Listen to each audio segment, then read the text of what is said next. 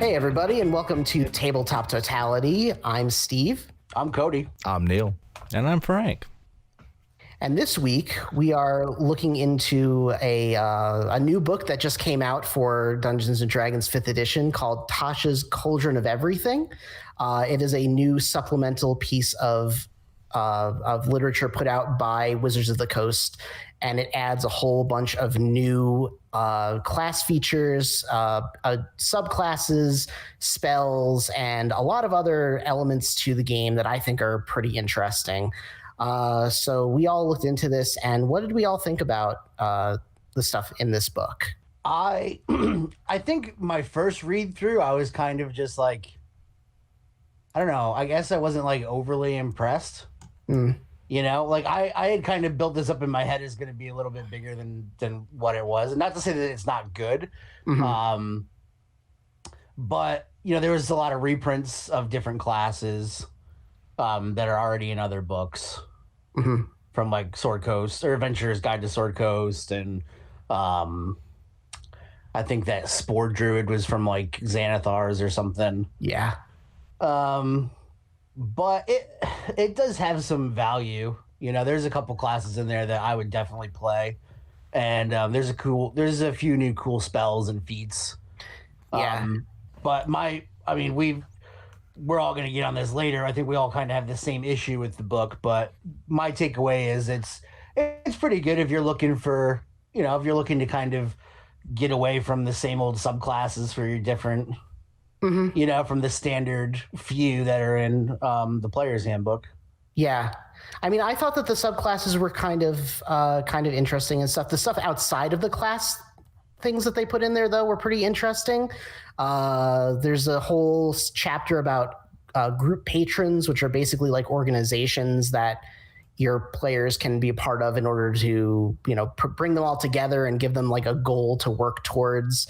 There's a whole lot of stuff about environmental hazards that I thought was really cool. It's just a whole bunch of weird stuff that can affect your party in positive or negative ways that just naturally occur throughout the world. And there's a ton of them. And I thought that was a really cool thing. Some of them were pretty cool. Like just like this sudden like increase in magic potency. Yeah. Where like creatures suddenly become sentient and like everything just changes in like a 50 square foot radius. Yeah.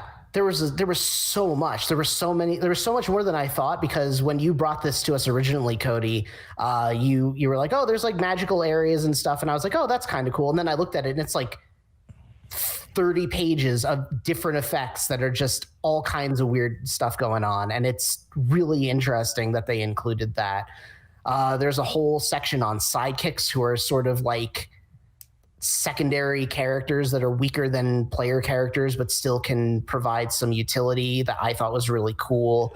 And I think that is honestly, I think that's a direct response to Matt Colville and MCDM for Strongholds and Followers, because that book provided a huge gap filler for what was missing from 5th edition. You know, like I felt like it was a lot easier to have, like, you could have like whole parties of NPCs in previous editions of Dungeons and Dragons, and in 5th edition they didn't like give you too many options for that.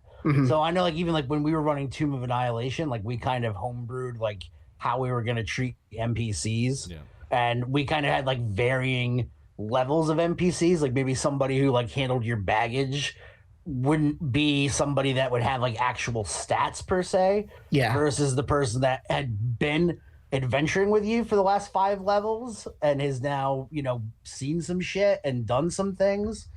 And so we kind of homebrewed that a little bit. And Matt Colville and his guys, his team, that Strongholds and Followers book is awesome. And I think that's a direct response in Tasha's. Yeah. I mean, I also have to give them props for making one of the example sidekicks just a straight up wolf. Like, yeah, that's fantastic. Just being like, yeah, just a wolf. That's fine.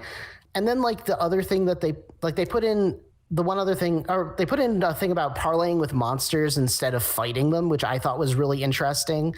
Like they have a whole bunch of tables of like, here are different types of creatures, and here's what you can do in order to like appease them in order to avoid fighting them. And I thought that was really a cool idea to have that as a mechanic in the game now, and have like an official word on like this is how you deal with like creatures besides just straight up going in and killing them. I think that's going to be part of our. I think it's going to be part of our later conversation. Is that you don't need official word to have that sort of role play already taking place in your games. Oh, of course, yeah, absolutely. You know what I mean? Yeah, yeah. I mean, definitely reading this, I think it was more a damage control on Wizards' end than anything else, because there was this huge, it's kind of like what we do. It's exactly what you said with what Matt Colville does. All these people of experience who've been playing Dungeons and Dragons,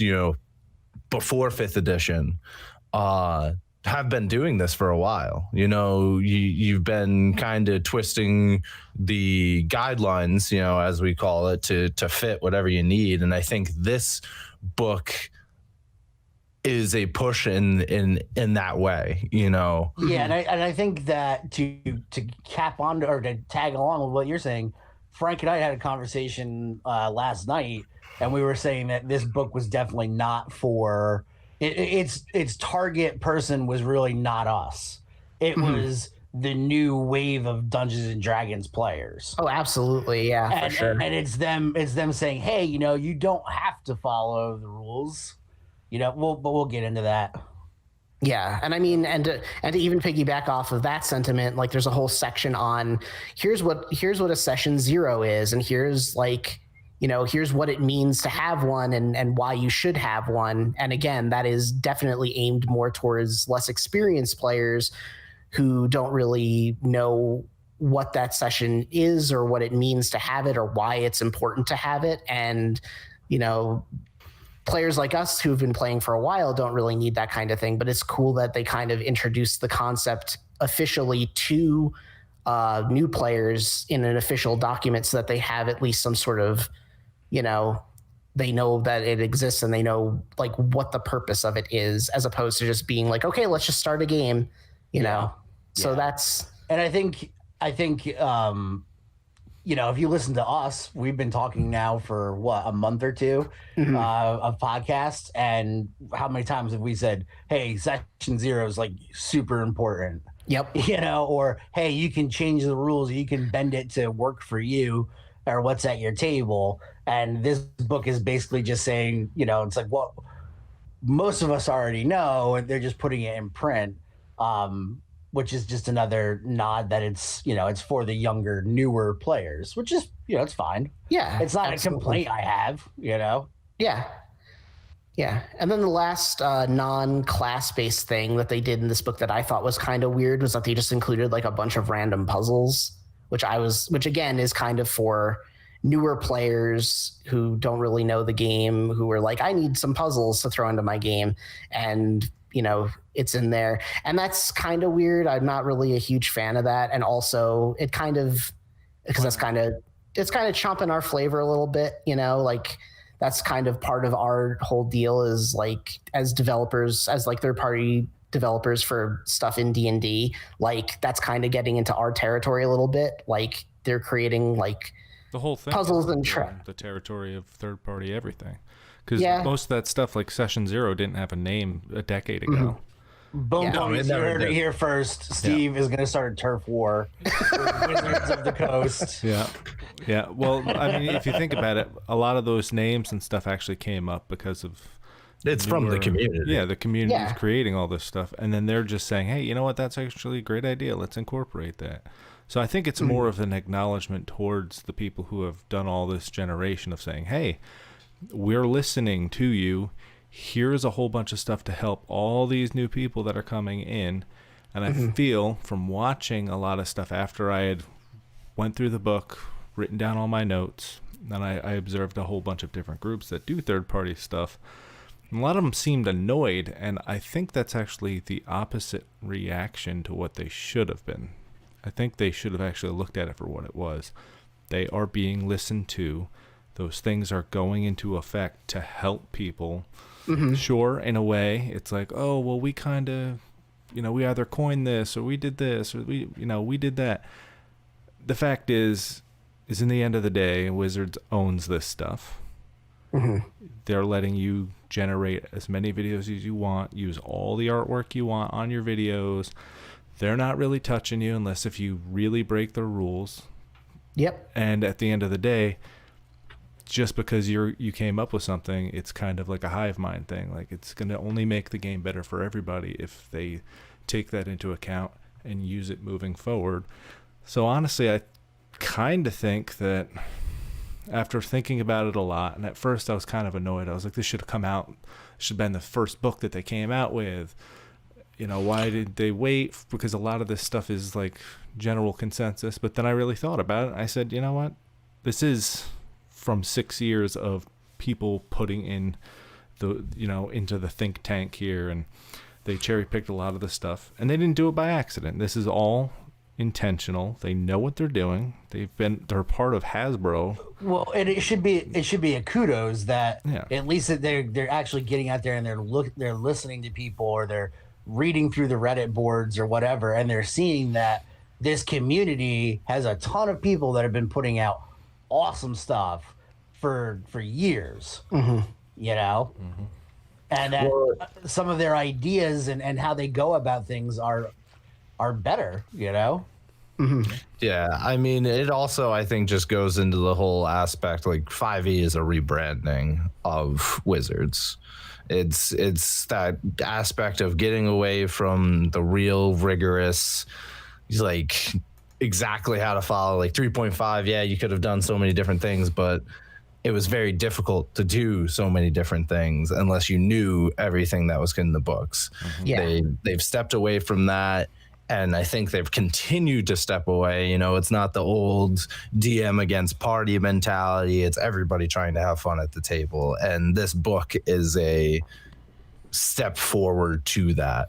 I mean, how many Dungeons and Dragons books do you see where it's referenced, hey, do these things to make sure your players have fun at the table? Right. And that is referenced in this book, which is they mentioned it a couple of times, which is great.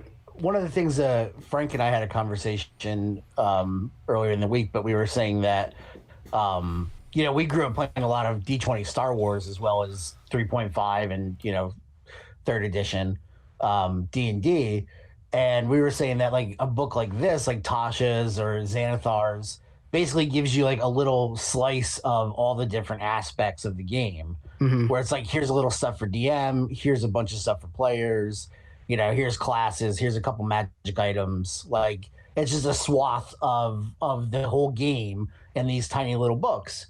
And I remember that's how like Star Wars did that all the time. Like, all the little expansion books from Star Wars, you would get like maybe 1 or 2 new classes, a couple new feats.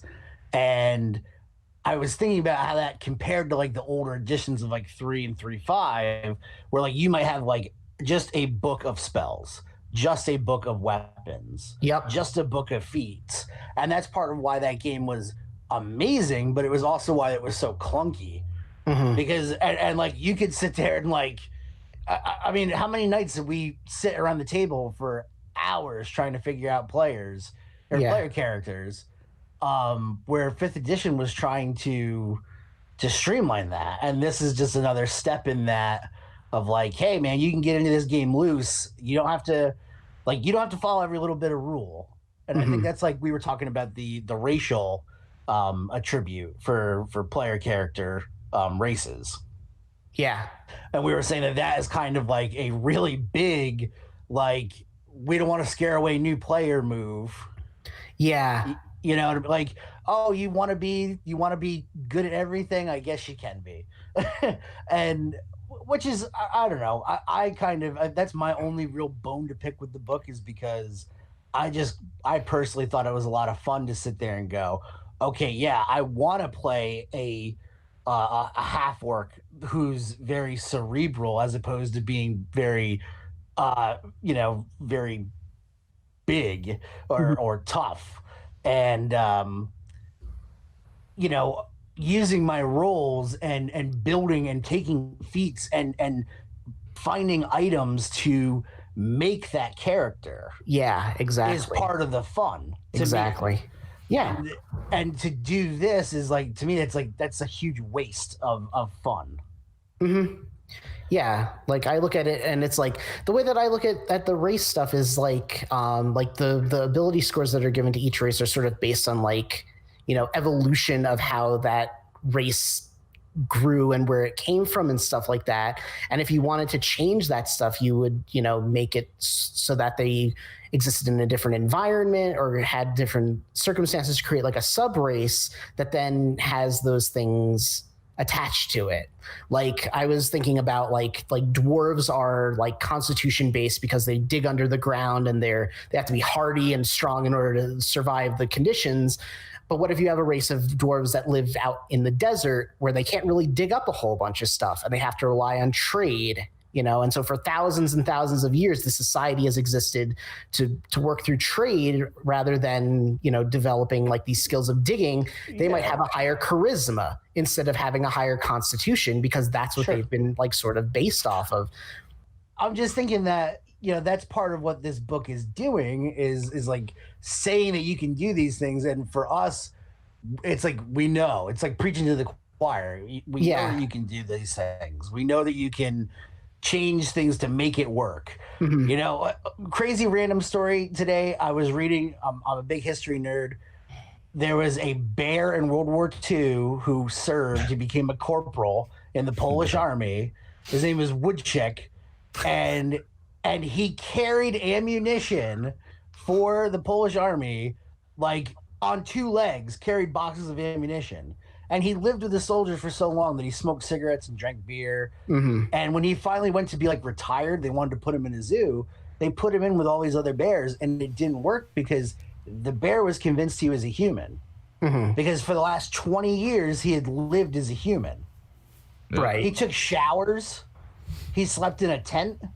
Like, he was convinced he was a human. So you could totally have something where it's like, oh, like, yes, my character is a gnoll, but he grew up in like this super civilized society, like away from his, you know, away from maybe his traditional background, you know?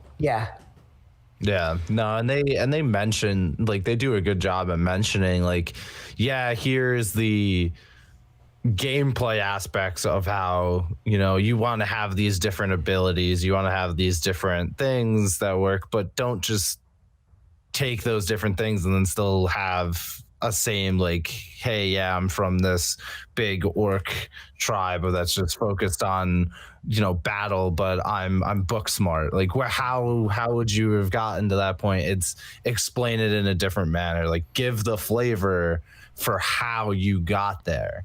You know what I mean? Not just say you're a straight up anomaly. You still could, but it kind of, it makes it more difficult. Well, I mean, who's to say you even have to have the character be in a different society? What if they were a little bit weaker, so they just did stay in and they did read through all the books and things that were the treasures that were brought in. So there was a whole stack of books every time they raided, and he just read through it all, and before you knew it, they became intelligent. I think I actually, after sitting on it and really thinking about it all, like I said in the beginning, I think it was just a way for them to say, just do what you got to do, have fun with it. Obviously, it's an optional rule, so you can do whatever you want to begin with. And here's our take on it, basically. Yeah. And it's just a way of saying you can reskin these things like everybody else already does, but you can just reskin it, have a good time with it, and don't overthink it. And I feel like a lot of the reviews and stuff that I've gone through were people overthinking it. I don't think it's going to really have that big of an impact on the game as much. Right. I mean, most of the time people are just going to play whatever they wanted to play anyway, and it's a way of stopping something ridiculous in addition to it. So like the Knoll example, right? Oh, well, if you're a Knoll, you're going to have all these things against you, and then you might have a DM or a situation where the person doesn't necessarily have all the tools to, or the confidence even, to get all the things that they think they should have that are equal to other classes or other races. So then they come in with a bunch of negative things that aren't helping them have fun and end up kind of steering them away from the whole thing. Whereas this is just a reference like, hey, why not just use something else as a place to start with? You can move them around however you want. You can plug and play with the skills until you're satisfied with what you got. Make sure you talk with the GM or DM or Overlord and get to, you know, where you need to be with it. And I don't feel like it's that big of a deal, to be honest with you, after really thinking about it and just kind of, I tried to view it from a bunch of different perspectives. And well, the only thing that worries me is now you gotta, when you give out this much knowledge for players and DMs alike, it sometimes can hurt some DMs out there, some fresh start DMs. So don't, like, if you're, you know, just starting as a DM and now your players got this book because they're like, oh man, Wizards released another book, like I think it's going to be really good, so I picked it up, and they started reading it and they started saying, hey, I want to do these things with my character. Don't be afraid to say no. Nah, hold on. Like, you know, as the DM, I like, can barely run a combat situation. like let's wait. You know, but look at it. Start. You know, it's not a implement the whole book. You know, and it's exactly what it kind of says in it as you start reading it and you start digesting it. Like, hey, if this is going to be fun and you think it's going to be a cool idea, take this bit and use it. Yeah. You know what I mean? Because there's like one part in there that we'll touch on that I think is ridiculous. But maybe as a first-time player, all right, this is a way to handle it. Like you have a first-time player, this is the DM's way of handling it. You got all my right. attention. What is it? It's the class feature switch, the subclass feature switch that they have in there. That it says, you know, and it's the way that they bring it up is good. Like, it's the whole idea of, you know, if you're a paladin, you do something bad, now you lost your powers, and it's in a different form. They talk about it there, and it's the same thing. Instead of maybe, you know, you were this subclass, or like I think one of the paladin classes that they use is the what is it? It's the because it goes from a switch to like one of the paladins. Vengeance. Yeah, protection to vengeance, because their whole village got destroyed by demons, so now they're on a path of vengeance. All right, like that's really cool, and that's a way that you should keep developing your characters. But I don't think it should be a scapegoat of, wow, I really don't like this character, let me transform them into another subclass. Like, there has to be a little bit more to it. And they kind of, the way that they write it up, they write it up as, yeah, you know, it could be they have to pay a certain amount of money, they have to find a trainer to train them in a new thing. But now I feel like it gives too much fluid motion with a player. Like, I always felt like, oh, I'm testing out a new character, I'm gonna play this, and then, you know, if I don't like them, it's either on my decision as a player to talk to the DM or play it out until they die, and then I bring in a new character. Yeah, you know, I actually think that's why they did it. So instead of you, like, let's say you find a new class or a new thing that you're going to subclass into, or there's a new feed out or something like that, and you kind of want to steer your direction in that route. I feel like it may be one of those ways of saying, hey, don't just make a new character and bring it in, and then you have to come up with the character traits, and then you have to kind of come up with how the character acts. I think it's more of a way of saying there's another way around that. Granted, the delivery of it in that book is not really saying, but it's also not saying anything at all. So yeah, that's on the problem. Top of that, though, like exactly what you're saying. Like, I'm a player. I was playing this fire. I like it, but now we joke around with a race called the Muppet Born. With a couple of us, but like, you have this idea and you're running it and you like it, but now you think of this ultimate other idea, and now I'm gonna switch to that idea, like, because I don't care. With it all the time. They're what like, is this Muppet Born? They're like, my next character is gonna be a Muppet Born gunslinger. Yeah, And I'm like, That's not happening in my world. Like, but I think like you lose, like, just because you as a player, you liked your character idea, you're playing it through, like, see it to the end, see what it's gonna bring. You're gonna hit a point of, all right, maybe I don't like this character, but I saw this new class and I think it's really cool and I just want to automatically play. No, like, give it its time, because if you rush it out, now you might rush over to that class and you're like, man, I really want to go back to the other character I played. Well, and I think that's like, and you're just going to constantly be flip-flopping. Play shorter campaigns with talk to your party and say, hey, let's do shorter campaigns, maybe faster paced experience leveling, stuff like that. Not, all right, I'm gonna just switch my whole subclass now. Dagon the tank has become a archer. Like, what? Well, like, it's plausible. It's all right. I think it's an all right thing, but I think it's one of those things that's now gonna add on to a first level, like, if you could level DMs, like a first level DM, first session DM, where now their players are going to bring something else to the table and it adds in there. You know what I mean? I have 2 points I want to, you had mentioned before about, like, don't be afraid as a dungeon master to be like, hey, like, no, like, we're not using this or whatever. Mm-hmm. And that's, like, really important, because as much as this is a game, like, where it's a cooperative role-playing experience, and it's supposed to be fun for both you as the overlord and then the players that are there, but you're all basically writing a story in real time together. Mm-hmm. So it's fun. Like, don't, just because you're not happy with the way the character's playing because of the mechanics, if you and the DM can't work something out that'll alleviate some of that to make the character enjoyable, find a good end for the character if you want to move on.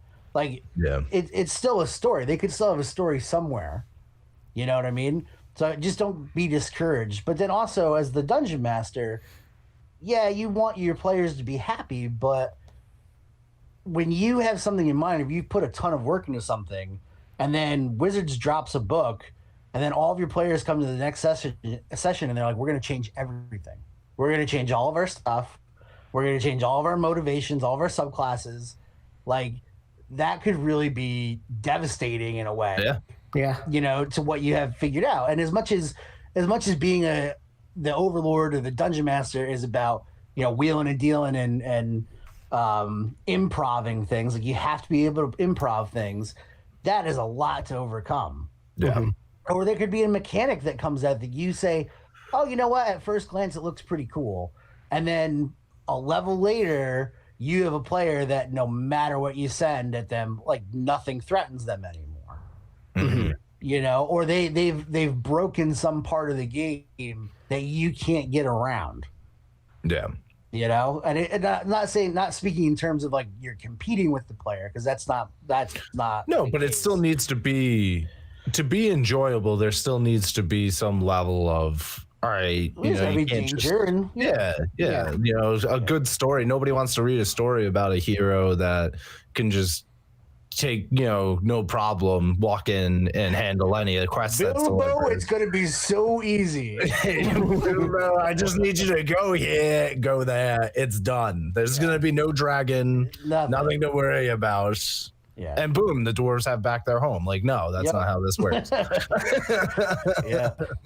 Yeah. And to piggyback off of something that you had said, Neil, about the fluidity of this, this book does provide a lot more fluidity, I feel like, between classes, not just with the shifting of the subclasses, but also a lot of the feats that are introduced in this book are basically just going, hey, you're a fighter, but you want to take, some magic stuff. Here you go. You can now learn some magic. You want to, like, learn some. It's very strange because it makes it feel kind of like you can modulate a lot of your class stuff by saying, like, well, I know that I took a whole lot of levels in Barbarian, but I really want to do some wizard stuff or some rogue stuff or whatever. Oh, there's now a feat that lets me just grab up a bunch of features from another class in order to be able to do those things. So I'm just going to take that feat, and it's like, I think it feels kind of like they're trying to make the system, like you said, a lot more fluid, which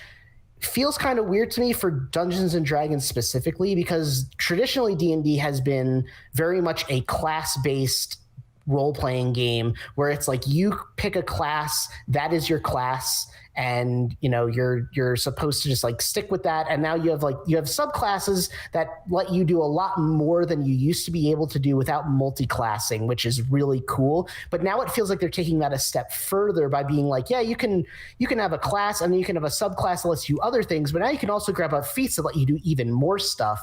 And it feels kind of like with this book, they're sort of trying to make like any class into sort of a jack of all trades, which kind of goes against what I feel like Dungeons and Dragons has been traditionally, and kind of moving into the realm of other games where you don't really have strict classes for everything. And that kind of makes me feel like they're sort of trying to get into a little bit more of a space that, isn't really what D&D is, and they're just trying to push their way into a market a little bit more that I feel like personally, I feel like they shouldn't be in, because there's a lot of stuff about Dungeons and Dragons that you can say is kind of archaic, because Dungeons and Dragons is the oldest game in the business, and a lot of the stuff that they've done is kind of old fashioned. But at the same time, that's kind of the reason why people come to Dungeons and Dragons, because it is something that it's so well known. It's so it's like there's a system there that is developed, and it's like if that's not the experience that you want, there are other options for you. And it feels like this is kind of introducing a thing for them to say, well, no, there are other options, but we want to be the number one option. So we're going to modulate everything to make everything as fluid as possible, so that we can sort of match those other systems that are more fluid. So that way, we're sort of getting into their territory a little bit. And that's kind of that kind of concerns me a little bit on that disagree. aspect. Okay. Hot take. Many moons ago, a company broke off of Wizards and created a game that we do not speak its name. Nah, it was pretty all right. When you yeah, that's because you played for a while, you monster. If you don't know what we're talking about, it's called Pathfinder. So they dropped their second edition recently, and I don't know how I ended up on a video about it, but they were talking about some of the things that you can actually do in that game, where you could take traits from another class and do that exact thing. Since this company stole Dungeons and Dragons and reworked it in their own way using the open gaming license, which is legit, they can do that.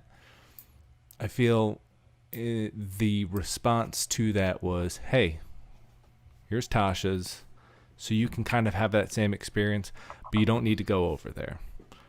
And I think that's kind of a part of what you were saying to a degree, Steve. So, but at the same time, I don't feel like things should stay the way that they were. I do feel that as it goes forward, like, there needs to be a fresh coat of paint.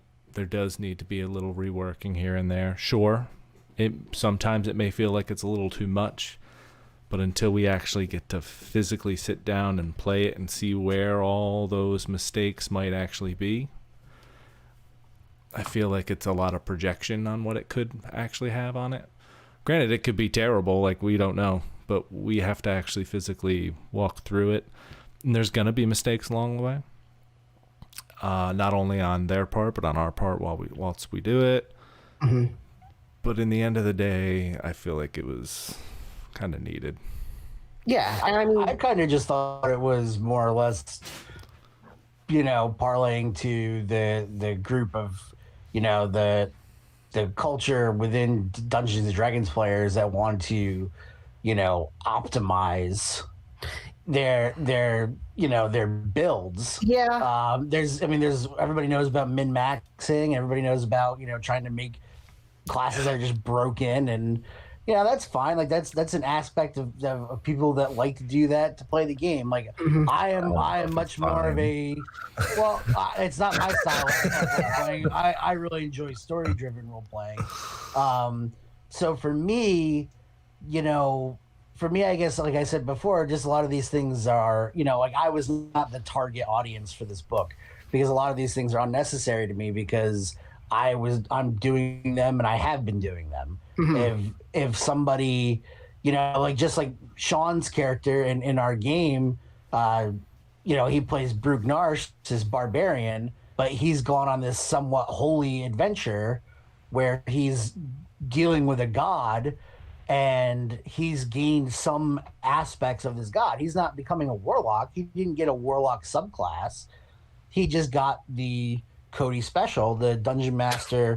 This makes sense for the story. Yeah. And here's what he's going to get for it.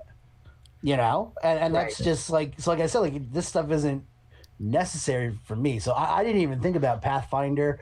To me, I was like, okay, a lot of this is for the players like to optimize, but then also it's like, I guess, a tool for new players and new dungeon masters, where if the player if everybody's new at the table, and the player says, well, I want to take the aspects of a monk and the aspects of a bard and make a class, but maybe not multi-class.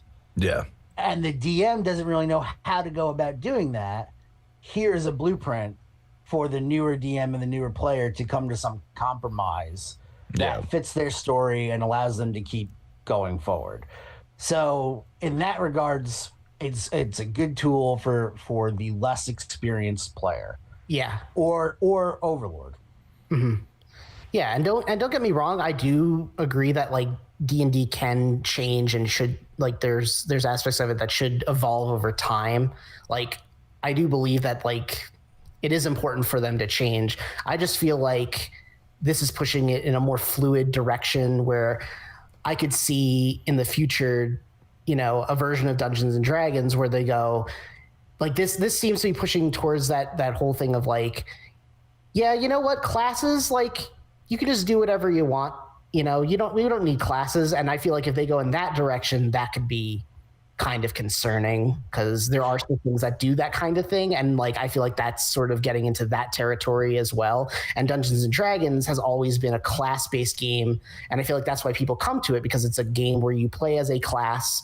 And that is like kind of the whole draw of Dungeons and Dragons. And if they move away from that direction, that kind of goes into the territory of other games. And that's more of what I'm concerned about. Well, like traditional D&D is almost like, your classic board games of like, like chess or like Taffel, where like pieces have their individual roles. Yeah. And they have their individual abilities that they can do. And it's the combination of these individuals with these individual traits that allow them to overcome things. Right. So that was always like, yeah, you have to have like, even when we're not talking about specific classes, sometimes in our conversations we say, well, we have to have a tank. We have to have a sponge. We have to have a damage sponge. We have to have a healer. Yep. Yeah. And that is I do agree with what you're saying, that is the classic D&D, but I mean, really things have been, even in the older editions, you could break away from your standard role. Mm-hmm. Yeah. So I think this is just a continuation of that.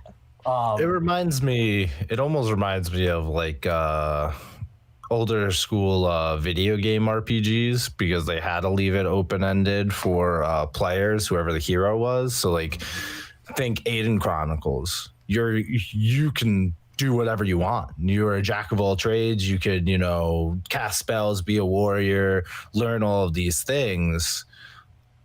And I feel like that's what a lot of people want. Like they want to be able to have that mix and match, but to be able to still have that with a class-based system, this is kind of their response.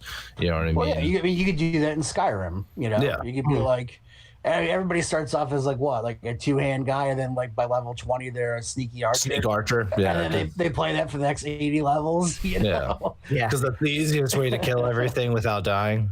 Yeah. I remember one time I was a vampire Khajiit, and I was in my Nightingale armor with like some crazy Daedric bow or whatever, and I saw a giant, like just in the distance, I could just see him. and I knelt down and I did a sneak shot and I got him. It was a 1-shot kill, and I was like, I don't remember what level I was, but at that moment I was like, I can't play the game anymore because there's no challenge. You know? Yeah. There's no challenge at all. Well, Right. Okay. You know, I can't play with that character anymore. Yeah, I've been there. I've been there plenty. Yeah. So like that one conjurer you had, where you just summoned Daedra. Yeah. Oh yeah. It was boom, boom, boom. Go get him. Yeah. He never fought anybody. He was like Daedra.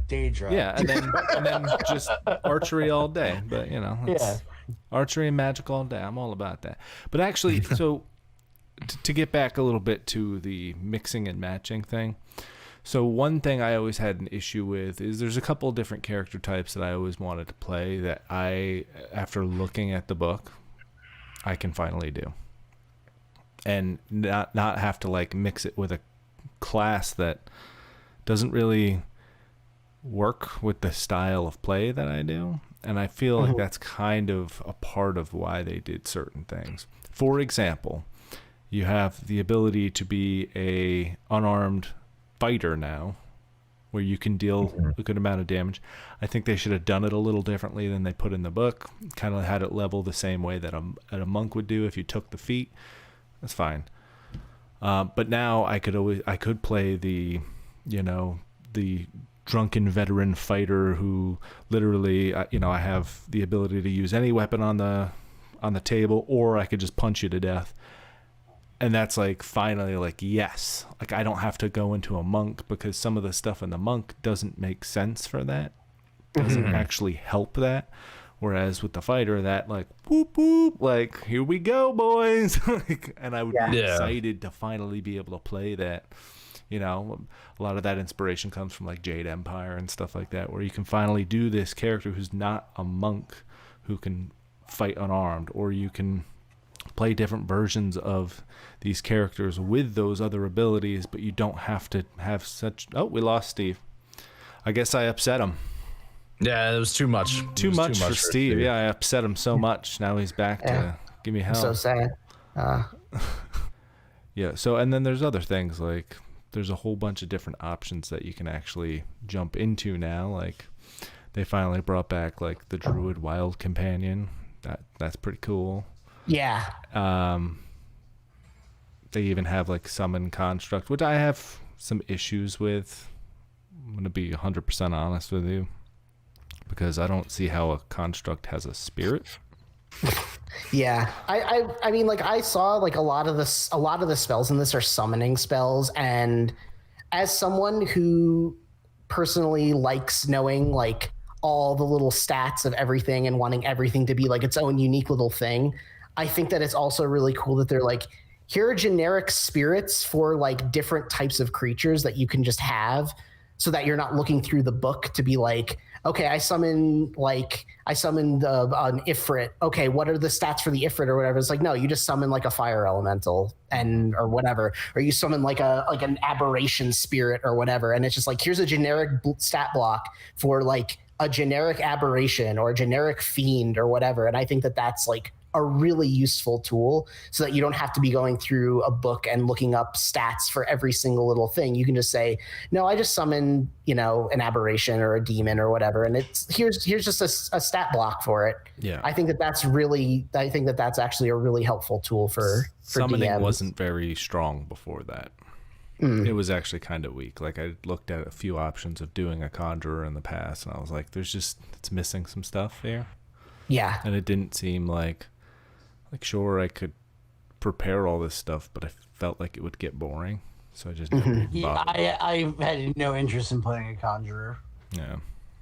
Like when I look at the schools of magic, there's like, honestly, there's like 3 choices for like a wizard. Yeah. For me, yeah. Yeah. Yeah, I just looked at it and I was like, it would be fun, but I mean, for like a week maybe. I don't know. Once you start trying to summon certain things, like it takes 10 minutes. It's like, okay, like, so if my DM's cool with it, I could prepare it in the morning and then just cast it mid-battle. But most of the time, like, depending on the situation, like it may not be plausible to do that. Yeah. You know, That's a lot of rounds to hold off the enemy. yeah, that's a long time.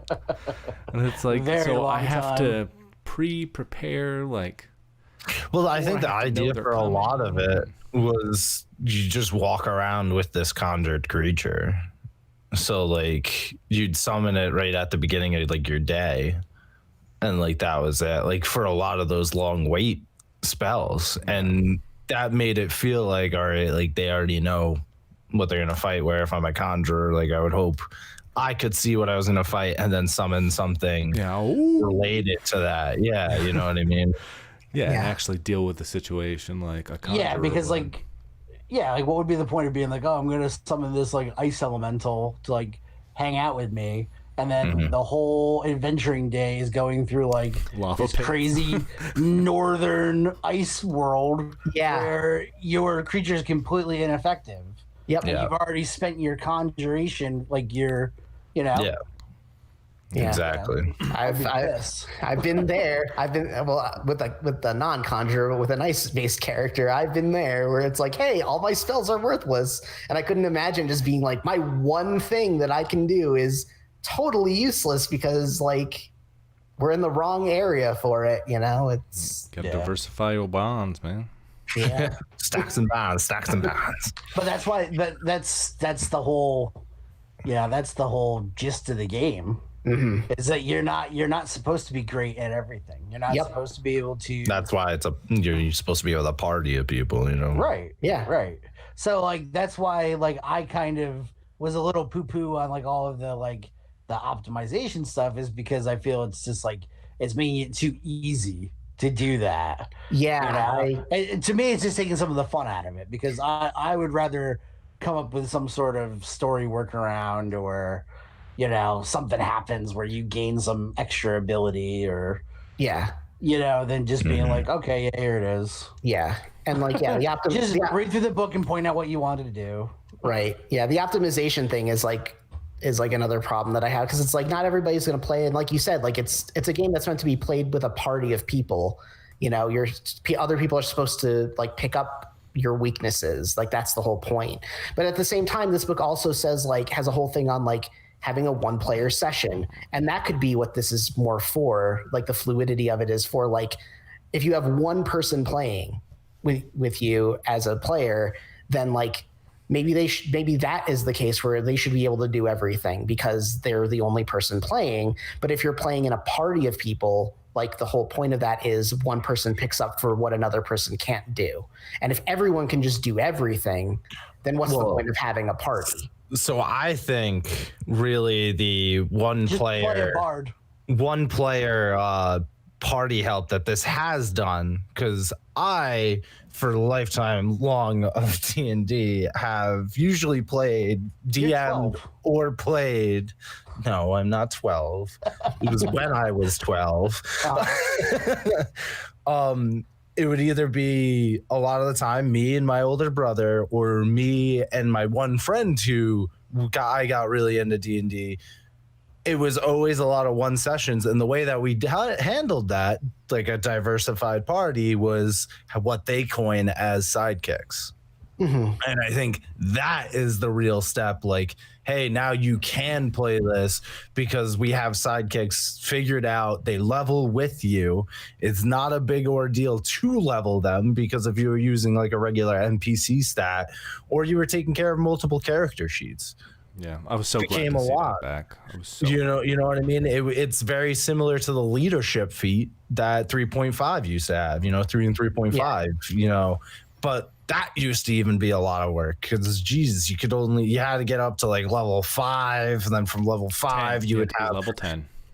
Well, yeah, it was something ridiculous like that, and then at there you would have this many cohorts, this level, this run, and it was really cool. Don't get me wrong, I loved it. Always took the leadership feat. Yeah. Surprising no one. Yeah, surprising no one. But it was a lot of work, and it was a lot of, now you have a sidekick. Now you have this, you have that. And that's a great easy pull. Now, even if you want to change it up, you want to do it a different way, amazing. But at least now the baseline is there from Wizards. Yeah, so when I saw that, I was like, yes, it's back. Yeah. Why did this take so long? Yeah, I really like the sidekick stuff. It's cool. I think it's because it was hard to figure it out, how do you keep, because we talk about it all the time. You want to keep the players as the main, highlight. But if you have a sidekick, how do you level them? How do you level them so there's still something that impacts even once they're at level 10 to 10 plus, you know what I mean? Like it's a hard thing to look at and be like, all right, well, we got to scale it this way, and they're leveling, but do we keep them 2 levels below at all times? Because I've played campaigns where that was the idea. Like here you have a character who's an NPC, but they're 2 levels below the party, or it's a carry NPC, they're 2 levels above until the party supersedes them because they don't level. You know what I mean? So I think the sidekicks is a good touch. Personally, I can't wait to play the sidekicks campaign. Where everybody picks a sidekick, and you just make a sidekick character, and that's it. Like that would be fun. Because then it's just you're constantly in terrible situations that you have very little way of getting out of, and life sucks. That's an interesting way to do it. Yeah. You reverse the roles, so your character sheet is the sidekick, and your sidekick is the hero. No. You're just sidekicks. I know what you're saying. Oh, but now I'm taking it into a different way. Yeah. Or you combine the two and you say, okay, well, we're going to join a hero. We're a bunch of sidekicks. We're going to join him into a dungeon, and then the hero dies. And now it's like, oh, now we got to get out and get back to town. This is going to suck. Yeah. I think that'd be There's nothing in the manual about this. There's just some little pamphlets. Oh god. Oh, no.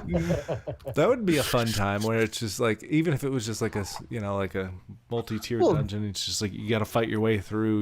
Your whole goal is just to survive so you can go work another day. Yeah. It's the whole idea of like the commoner campaign. You're just a bunch of commoners who are trying to fend their village off from goblins. Yeah. Can you do it? It never works out as people think. Like, it's gonna be great. Yeah, I'm gonna have a sickle. Oh yeah, it's gonna be great. 2 minutes later, oh god, the whole party is like dead, and it's only just from regular goblins, and you're like, how do commoners even survive in this land? Yeah. They can't even get a splinter. Gives you perspective, like, hey. Well, that's part. Unless you're playing as Frank, and every single time you roll a perception check, you roll a natural 20, and then you find like legendary items everywhere. Epic commoner, yep. Epic commoner, and then he would use them, but he would just like throw them away. Like he would use them once and then throw them away. He had like a trident at one point, or a spear. Yeah. And he like put it through the enemy, and then when the enemy fell, Kurt was like, so you're gonna pick that up? I was like, no, he doesn't care. Yeah. He doesn't. Commoner. I remember that campaign. My bard was like, "Here, take these magical items because like you need them to protect your village." And you were like, "I'm a simple man. I have no." All that brings is problems. You're always under attack by evil shit. Like, just take this thing. And you were like, "Nope, no use for it." Yeah. And I was just like, "I'm here to rebuild this village and move on to the next one. Nothing else matters." Yeah. That was it. Yep.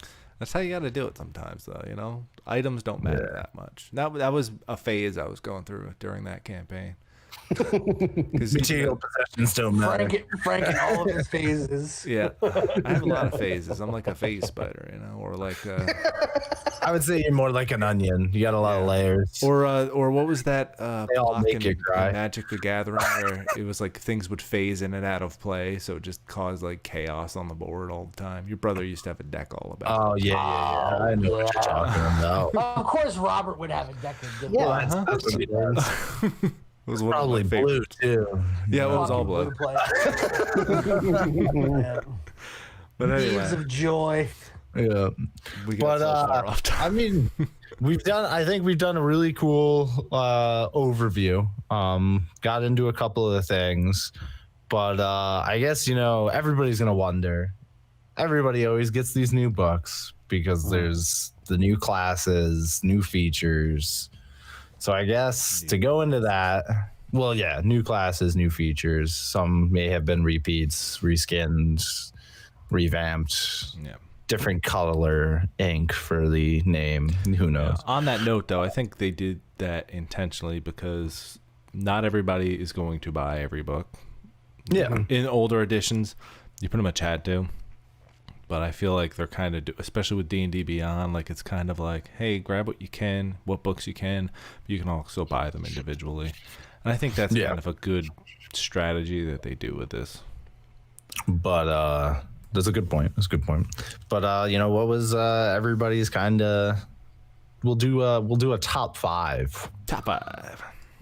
And if we want to start over with Steven, and then go through how we have been before, and okay, talk about everybody top fives. Yes, Steve. Right. Okay. Okay.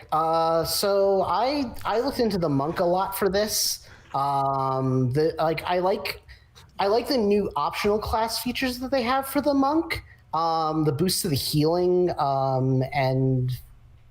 and that stuff was really it made a lot of sense. Mm-hmm. And the same goes for the focused aim feature, which allows the monk to utilize ki in order to improve their attack rolls. So those were the things I liked about the monk, but I'm not a huge fan of the new monastic traditions. The Path of Mercy makes You're not sense. one for mercy. I mean, you are one for mercy. Okay. It makes sense for them. It makes sense for them to utilize ki to heal rather than harm things, but it sort of turns the monk into a jack of all trades. It lets them it sort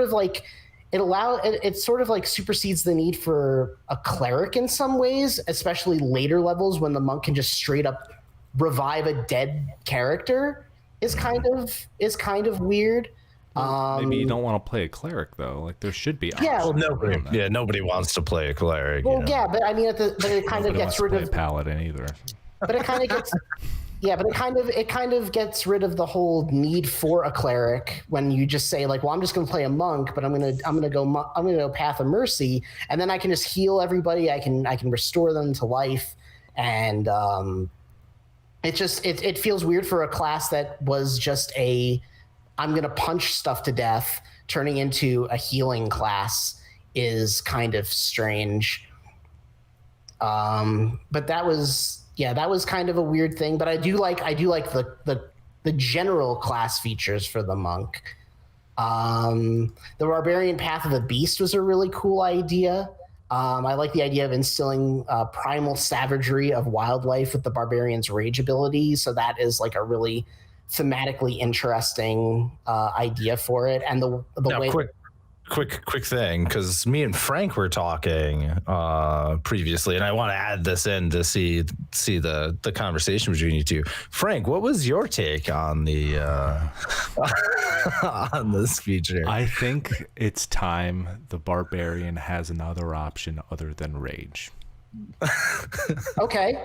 I 100% think this was a wasted opportunity to have something to replace rage, because when you think about it, every time the word barbarian comes up, it starts to become savage, they're rage, they're angry all the time, they're this, they're that. It's why can't a barbarian just have another option? Why can't I have the ability, instead of hulking out and being able to crush everything, why don't I have another option, something that boosts my constitution instead? Or something that boosts could even be intelligence. Maybe it's a shaman type barbarian. It's a big brain move. Yeah, maybe it's got this thing that does charisma instead, and it's not necessarily just focused around combat, because it kind of falls into that trope instead of having a little bit more, flexibility. And I feel like that's why a lot of people don't play barbarians as much. Yeah, that's an interesting thought on it. I've kind of thought similar stuff myself about barbarians, but again, I feel like that falls back into the idea of Dungeons and Dragons being a class-based system where the barbarian's role in the game is to be the big bulky tank that gets why does angry. It just have to be that? Why can't it be more? And that's kind of like half this book was saying you can be more, but then they didn't give you an option to be more with the barbarian. So it's like, I guess I'm just this tank then. Yeah, but and I agree. Like you could like with the Path of the Beast, they could have done way more with it. Like they could have said like, like your spirit animal is an owl, so you gain more wisdom, you gain better perception, and all these bonuses to that. But it's sort of like more of an attack thing. But then that again goes back into the concept of what rage is, and I could see them. It needs to be replaced. I think it needs to have another option. It needs to have another option because it's and they absolutely could do that. I don't see them doing that in the future because that's just what the barbarian has been classically for forever. It's just always been this rage machine, but they could absolutely replace it. And you're totally right. Like there could have been an option to replace it. But yeah, like that was an interesting, it is absolutely something that I feel like they could do going forward. Absolutely. Yeah. But I thought that would be an interesting take on the barbarian. Yeah, that's me when I saw that. I was like, what the You're going to have all this cool stuff that we can do on all these different things. And like, you could do all this. But remember, barbarians, you're only good at one thing. Yeah. Piss me. And then there was a couple of classes like the Psi Warrior and the Rogue Soul Knife. Man, they introduced so much psychic stuff in this book that I am in love with. The psychic stuff that they introduced in this game, I really, really want to see them do more because the few things that they did introduce in this are so cool. And I really, really hope that they add more subclasses for more classes that add more psychic attributes to other classes, because what they did with the fighter and the wizard and the warlock, I think they added stuff for the sorcerer as well. Like there's a bunch that they just added a whole bunch of psychic stuff. And I think that it's really cool and really interesting. Like the Psi Warrior was actually one of my more favorite. Yeah, it's in my top 5. That's exactly one of those concepts that Frank's talking about, though. Like here, they created all of these very different subclasses for some of these classes, and then the barbarian was still, hey, here you go. Yeah. Yeah. So like it was a little bit of a letdown. The Psi Warrior is basically a Jedi Guardian. Pretty much. Yeah. And it makes me hope that they either introduce a psionic class in one of the next expansions, or that they put psionics as a like secondary thing that you can just tack on to any class and just sort of have it as an option, an additional option to do alongside anything that you're doing to like, your character has this psychic ability now. Now they can learn like this skill at level whatever, this ability at level whatever, and just sort of have it going forward in addition to whatever their class stuff is. I think that would be really cool. We're going to develop our own though. Yeah. I think you would do that for like feat. You do the feat aspect of it, right? So they have their class features, unless you want to make it even class features. All right, instead of taking this class feature, you take a psionic class feature. You already know, instead of taking this ability score increase, you take a psionic feat.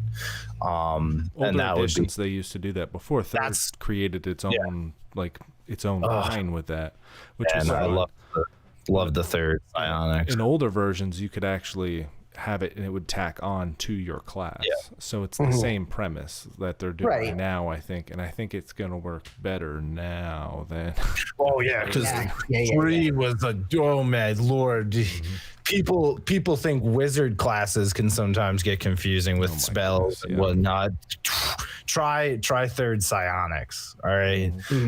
They had its own book, and it was about the size of the player's handbook just to learn psionics. And there's only 3 classes in there. Like it wasn't a lot. It was just a lot to understand the mechanics of it. Yeah. And I mean, like when I said like a psionic class, one of you guys said no, but I feel like having it as an option to tack on to the side as an option in addition to also having like a class that could have subclasses is also kind of a good idea, because you could have it is a good idea. you could, but I mean, like, you could have a player that's like, all I want is psychic stuff, but I also have to do, I have to. Yeah. I have to add it on to another thing, but it's like you have like a psychic class that just does psychic stuff. Like, I feel like that should be an option for somebody to do if that's what they want to have, and have that be their character's focus, rather than saying, well, you can have it as a focus, but you also have to have all this other stuff as like a druid or a fighter or something. Like, so I think we'll see, depending on, because of D&D's work with their new video game that got put out, Baldur's Gate 3. That actually is one of the main focus. Besides the whole illithid aspect, it is now regular people just being able to have psionics through the illithids. Mm-hmm. So it'll be pretty interesting to see what comes out from that. I think they'll kind of, if that does really well, they'll see that the community wants more psionics and start giving that out. But it seems like it's going to be more of like an additional feature type of thing. Mm-hmm. But we'll see what they decide to do. Yes, Steve, it just sounds like you want to go around just like lifting carts up in the air and crushing them and stealing all the spoils. I want to be Skywalker. I want to kill all the younglings. Or you want to be Carrie, like yeah. Yeah, I mean, like, I'm just saying, like, make it an option, like, I'm not saying like, and I'm not saying that they're definitely going to do it, but I mean, considering that in the past they've had a psionic class, and like them making new classes in this system and being like, they're based off of stuff from 3.5 and whatever. It feels like they might go in that direction, and it would be interesting to see what they do if they do create a psionic class, to see what they would do with it. I'm not saying that I personally would play as a psionic. I'm just saying that it would be nice for them to have that as an option for people that do want to play a psionic character. Fair enough. Yeah. And that's kind of all I had on classes in this book. I think that they're pretty interesting. I can talk a little bit more about stuff later, but we can go on to somebody else if they want to talk about the classes that they thought were cool. Hit me with it, Cody. Give me your hot take. Okay. So my top 5, I picked the Artificer with the subclass of the Armorer, because you can become Iron Man, essentially. You can have different suits of armor that like only you can wear, that you don't get penalties for wearing, that gives you like limited magical use, with like magical touch attacks, ranged magic attacks. It's basically D&D Iron Man. I didn't read that, so because I know nothing about the Artificer in 5e, so that's interesting to hear that they have an Iron. Yeah. Oh, yeah. It's nuts. Well done. It's well done. Yeah. And then I picked the Druid Circle of Stars, because I thought that was like a lot of really cool utility. Yeah. Where you could just like grant dark vision, and you kind of have like a little bit of like the whole wheel and woe, and it was a cool. I would definitely play a druid of that circle. I think that would be cool. I picked the Psi Warrior because, like I said, it was a Jedi Guardian. Yep. Essentially. The Soul Knife, because the Soul Knife, you can split your sneak attack damage to multiple targets. Yeah. Which is just pretty brutal for a rogue. Yeah. And depending on how you play that, I mean, that's just going to be dirty. Yeah, they also have a lot of like espionage stuff. They have a lot of infiltration stuff that was really cool. Yep. And yeah, the other rogue subclass that was introduced is like the edgiest thing I've ever read in Dungeons and Dragons book. And for a rogue subclass to be the edgiest thing is really saying something. Which one's that? Yeah. What is it called? It's like the Phantom. Yeah, the Phantom. Yeah, and it's basically like you've been around death for so long that you can summon the souls of the dead. And it's like, if you kill a creature, you can steal its soul and put it in a trinket, and then you can use it to like heal yourself or like summon a spirit to attack enemies, and like your sneak attack damage can be sent onto another creature within 30 feet of the target, and it's basically like the souls of the damned swell up around them and they take like a d6 of damage, of psychic damage. It's so wild. It's so crazy. Yeah. I read the whole thing. I'm like, what the hell is this class? Yeah. It's so funny. And then my final pick was the wizard blade singer. Because you could be an effective martial spellcaster. And if you took things like the warcaster feat, and if you were an evocation wizard, you could be throwing out a lot of damage and still able to take some hits because of your armor. Yeah. And you get bonuses to your AC and everything. With your magic, you can reduce damage with your magic. You can increase damage with your magic. So I just saw that as being like, that would be a cool class. I think the wizard that I play in Strahd, the transmutation wizard, probably would have been a pretty good blade singer. Yeah. She's a hobgoblin wizard, and the That would have made hobgoblins a lot of already get. sense. Yeah, they already get proficiency with like armor and like certain weapons, so this would have just been an increase to that. And I feel like that would have made a big difference. Yeah. So yeah, those are my top 5. Nice. Nice. Yeah. So for my top 5,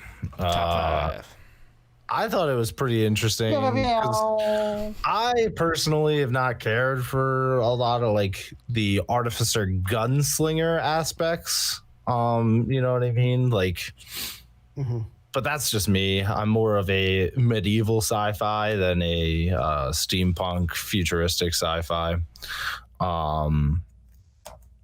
And it's the one that I did like, though, liked it a lot, was the battlesmith. So with like the battlesmith, you get almost like a Warforged companion, but not really. Yeah. It's pretty interesting. They're called Steel Defenders. Yeah, the gnome with the black bear, the metal black bear defender was pretty cool. I was like, this is pretty awesome. So like they're pretty awesome. I also liked how with a lot of the spellcasters, just on a spellcaster note for this book, like, hey, you get these sets of spells automatic, like they're ready to go, almost like cantrips, but they're for multiple level spell casting. And I thought that was a pretty cool touch just in general with spellcasters. But yeah, the whole battlesmith was pretty cool. Steel Defender. I liked in general how they do almost like companions, where hey, they go at the same time as your turn, but they can only do certain things. Yeah. But that's pretty cool. So I liked that for the artificer. And then believe it or not, even though I did have the knock against clerics earlier, I did like the Twilight domain cleric. I thought that was a pretty nice. That was pretty cool. Bit. Like it has a different aspect to clerics instead of being all like a lot of people when they think clerics, they think light based. It deals with now that other side, you know, of a cleric, which I thought was pretty awesome, but still being like just night face like focused instead of, you know, radiant. It still has that aspect, but is darker. It kind of reminded me a little bit of like the druid, the Fey touch druid, the one that Chris plays in Strahd.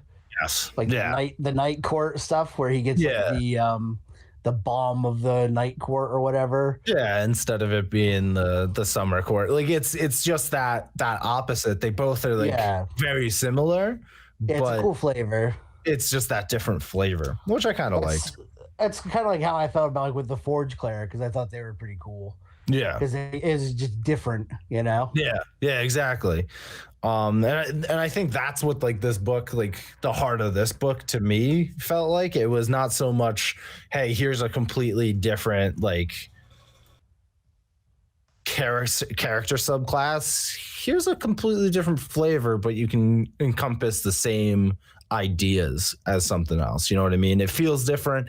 It is, but really they're taking care of the same thing. Then I liked the Circle of Wildfire Druid.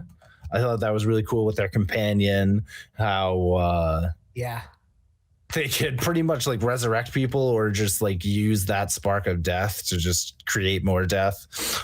Because they have their cauterizing flames ability at like 10th level, which is like if something dies within 30 feet of them or their wildfire spirit, they can decide to like just either raise the creature that's there or just explode the body. So I thought that was pretty cool. Burn them all. Yeah, burn them all. And I thought it was like pretty funny because too many druids, like I feel like always focus on like the life aspect, like not destroying nature, everything like that. And this one's like very much that opposite flavor. Mm-hmm. You know, like destruction is what it is. You know, I'm gonna let it be, if not add into it. It's a whole part of the circle of life. That's it. Yeah. You know, it has to happen. So that's what I liked about the druid. And then of course we talked to I think almost every one of us really liked that Psy Warrior. I think it's just really dope. Adds a couple of ideas that I was already getting in there. I have some ideas for a character if I ever wanted to create one of those. I also liked no, when Rinrick dies, we're done playing together. So yeah, I know. Yeah, I'm out of here. That's why I gotta keep Rinrick alive, just to be able to see Toleraxi all the way through. Yeah, Neil's contract runs out when his one character dies. Yeah, I gotta keep Rinrick alive. He says as he like dives into pools of blood and tries to get a dragon to attack us. You know, you gotta keep him alive. You gotta risk it to get the biscuit. Like if I just sat back, what's the point of me even continuing to play? You make it interesting. I try. Yeah. I try. Nothing like dying the straw death, you know. But I did really like for the fighter how they did like, hey, here's some battle master builds that you could do. Mm-hmm. Like, so at the end of the whole fighter chapter, it just goes into like, hey, you want to be a gladiator, do this. You want to be an archer, do this. And like, so for some people, they might not understand how to do those mechanics for the game. So here's how the game should do these mechanics. You know what I mean? You could always change it, do your flavor, but I liked it. I thought it was really cool. And my last favorite subclass, I think had to have been, it was a toss up because I was like thinking about putting the Oath of Glory paladin in there because, it's pretty good. I've really enjoyed the 5e paladin creation. Yeah, I read the Oath of Glory. Tell us I was about like, your paladin, Neil. Yeah, tell us about your paladin. Tell us more, Neil. Oh, we love hearing about paladins, Neil. Paladin. But to go back to my actual favorite class when I first started playing D&D, I got to go to the Ranger. Oh, I thought you were going to say paladin. I was like, we were joking. You picked a ranger class? Yeah. So Neil. I actually liked the Fey Wanderer. Neil. Yeah. The Fey Wanderer was Rangers. I liked the Fey Wanderer because I think it speaks like when I think about Rangers, like that makes sense. Like to have Fey magic into a Ranger or having some Ranger wander into the Fey Wild and just like keep fucking wandering around. It's a no-brainer. It's a no-brainer to me. Like that makes so much sense. Like, and even to just play a ranger, not realizing that he's in like, what's the Feywild? What's this? What like? They're the same thing. What are you talking about? Yeah. You know what I mean? So like, I loved the. Look, now I have horns. Yeah, That's weird. this is interesting, but I'm all about it. Yeah. I mean, it kind of allows you to play like a Dark Tower style campaign with that, if you really think about it. You're so right on that. Yeah. But like, I didn't think he'd get any cooler, folks, but he just surprises me every day. And I like that the artwork for it too, just the artwork that they used for it as the example was like this green-skinned horned guy just wandering around. It's like a human ranger Fey touch. And I'm like, oh, okay, yeah, I guess like sure. The Fae does crazy things to people. Yeah. and everybody's always hating on somebody if they decide to choose like a human race. If you're in a group of people and everybody's like, oh yeah, I'm a tiefling from this, line. Oh, I'm a dragonborn. And then like that one guy goes, yeah, I'm a human named Steve. And everybody's like, yo, what the, like, why? Well, that was like your brother for like every game. He's like, I'm a human, fighter. Yeah, because he knew he was like, oh, I'm gonna get extra. Extra skill points. You can break. So in 3 and 3.5, your best choice was a human because you could do literally whatever you wanted. And even in 5th edition, it's still pretty broken. Where it's like, oh yeah, you can just add 1 to all of your scores. Yeah. Or you can start with extra skills and a feat. Yep. Yeah, no, it's pretty interesting. But now you can play a human, and they see you, and they're like, "Oh, you're some type of tiefling, aren't you?" With those horns, and you're like, "No, I'm just a regular human. Spend some time in the Feywild. My name's still Steve, though." As a person named Steve who plays both Dragonborn and Tieflings, I'm not sure if I should feel attacked right now. You should get on the defensive, Steve. How dare you, Neil? How dare you? No, it's like those one commercials with, You're about to experience some changes from the Feywild. Yeah. So. But yeah, that's my hot take. Nice. Good job, Neil. Thanks, man. So that's the end of our show. Yeah, that's the end of our show, everybody. Thanks for joining us. Frank doesn't have it. He used up all of his hot takes throughout the game. I had a lot of Frank was like, we were supposed to pick 5. I just wanted to hate on the barbarian. Yeah. It upsets me, man. It upsets me. I look at it and I'm like, hate points on barbarians. Yeah. Frank's under dark side point. Well, before we get into my stuff, what's your take on what I said about the barbarian, Cody? You didn't say much. Oh, I have to say things. Well, I'm just wondering, what's your... It's a show. It's a podcast. Yeah.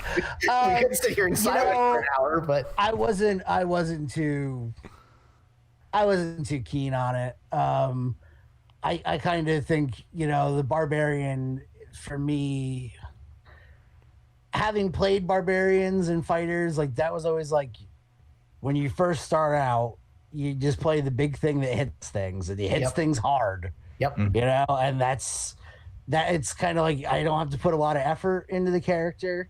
It's even Sean, our buddy Sean, who joined our campaign, he was like, I don't have a ton of time. I just want to have fun. I just want to play a barbarian, a half-orc barbarian, because he's like, I just love playing that style of character. Yeah. And it's cool.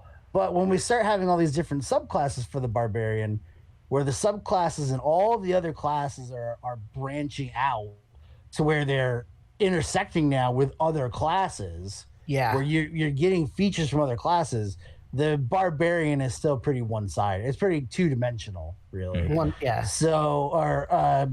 So the thing is that I get, okay, so your parents were archdruids or something, or somewhere along the line there was a lycanthrope in your family, and that's where you get these beastly attributes. But the totem barbarian kind of did some of that a little bit more vanilla, because Sean plays one in our game, and when he rages, he starts growing bear fur, and his eyes change color, and he grows in height, I think that they could have done a lot more, even off of like the totem barbarian, where like we were saying before, where you know what, I'm going to choose today to activate the spirit of the owl so that I have better wisdom throughout today's events. Well, I think that's. Or I'm going to do a prayer to the fox, the trickster fox, the great trickster, who's going to give me a bonus to my charisma for the upcoming conflict, because I know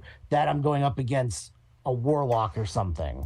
And like, I think give them a little bit more utility instead of just I'm mad and I hit shit. So yeah, I think like the cool thing about that would be the fact that they don't have to rage to get those bonuses. Right. Like, sure, still allow them to go in their berserk mode to deal like damage and whatever like that. Sure. But give them something to be able to do without being like raged. Like, why couldn't you sit there and you say, at a certain level, a barbarian has X amount of rages per day, right? Yeah. So why couldn't you just say, in exchange for one of these rages, you could get a blessing from one of your other spirits or totems that would help you do something a little different, and then that way you still have the option to rage if you need it, but you're not becoming overpowered. Yeah, you're making a sacrifice to gain something. Like if you are a lycanthrope, why can't you just, transform one of your appendages without being enraged? You know what I mean? Like kind of something along those lines. Because like the totem barbarian does have that. Like our one player, he uses the eyes of the hawk a lot.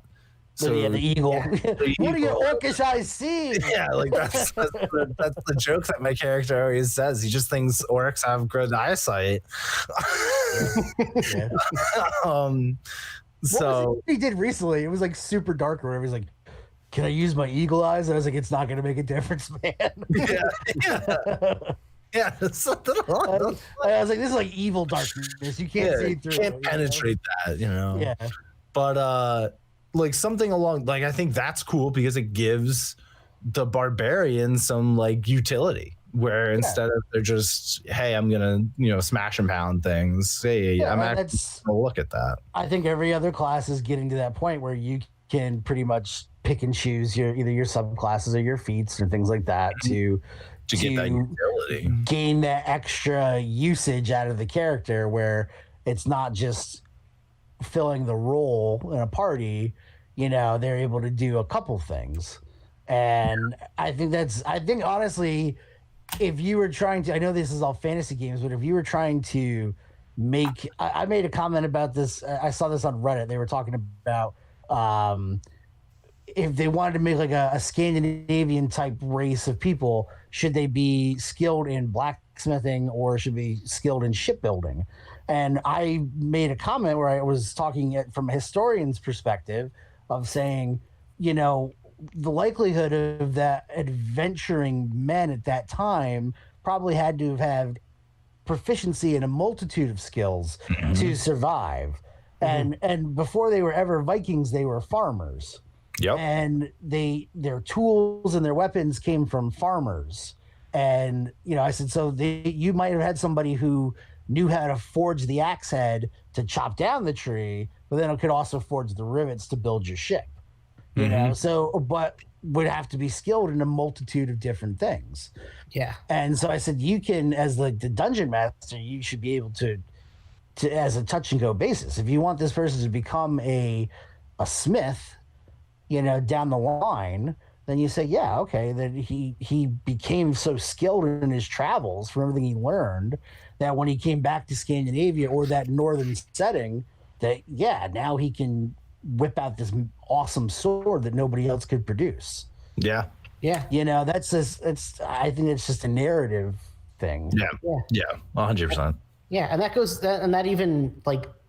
into something that we didn't even bring up before in this book, the customization of the origins besides the ability score stuff. Like all that stuff relates back to that as well. Like instead of taking a weapon proficiency, you can take tool proficiencies. Yeah. Or like changing what like languages your character knows based on that always from. Those are things like if you pick a dwarf, right? The dwarves have dwarven weapon training, and like in the older editions, it was like, yeah, there was dwarf specific weapons. The dwarven garage. Right. It was a racial weapon for them, but it was an exotic weapon for anybody else that wanted to use it. And if you were a dwarf, you knew how to use these things, and it was part of the written culture of that race per D&D. But there's no reason that you can say, like, I played a Duergar that was he was a good character. Yeah. I mean, he was chaotic good. He was willing to make sacrifices for what he believed was the greater good. But he was still an evil race character. But I worked with my dungeon masters to write this story that allowed him to have these different skill sets. You know, and I just think that this book is kind of giving permission for people to do that. And I'm kind of sitting here saying, well, I don't need permission to do it because we've been doing it anyway. Yeah. Like, we've been doing it like since always we've been doing it. Yeah. So that just goes back to the whole idea, like we said before, like we were not the target audience for this book. I don't think. Yeah. I think it's a good tool. But I would also like to keep in mind what you were saying, Neil, about not letting this book show up at your table and disrupt it. Oh yeah, like so You know? a lot of people try and like their mindset is all right, only official Wizards of the Coast stuff. Well, now here you have something that's official Wizard of the Coast that propagates third party. No. So for years, this is what third party has been. And now it's Wizards of the Coast official. So how do you separate that? Like it's easy if somebody took one of our tabletop, classes, our tabletop totality classes, or the Akuktuk race. And they were like, hey, I want to play this. And the person goes, no, that's not official. We're not. No. Yeah, we don't play homebrew stuff here or whatever. Now you say now it's a whole different level of no. Now they can just say, all right, I'm going to take the elf, I'm going to switch this, I'm going to switch that, and guess what? Akuktuk, bye-bye. Yeah, exactly. Yeah, and that's I've done it in our game where I've said just from the get-go, from our session 0, like these are the playable races, or these are the things that do exist in this world, and these are the things that do not. And one of the big ones was the Warforged. Yeah, the Warforged are very specific to the Eberron setting, and I did decide that there was going to be a Warforged in my world, but none of the players were going to. I didn't want to give the players the chance to. I mean, not even the chance, but the world as it exists where we already are for the last 10 levels that we've been playing is going to significantly change once there's a Warforged. Yeah. Just because of the nature of what's going on in the world. There's this huge conflict that's going on. So the Warforges were instrumental to the Eberron and to all that fighting. It would have a similar effect in my world if they suddenly became a mass-produced thing. Yeah. So there's currently one. There's one Warforged in my world, and he's currently on the run. you know, and I was like, it's too cool of a plot point. Like, I don't want the players to play a Warforged because it's going to derail everything that we've been doing, know? So that's where you have to, as a dungeon master or the overlord, like, so you're given the rights to say, you don't do this. Like, I'm a big fan of D&D. I used to like playing Magic the Gathering. I don't want Magic the Gathering in my D&D game. So I have friends that are all about the Magic the Gathering stuff. They want to play the Luxodons and all these other races, and I don't want that in my setting. Yeah. So, but you're telling me, Cody, you don't want us to play any Muppet Born because you are going to introduce the Muppet Born into your campaign.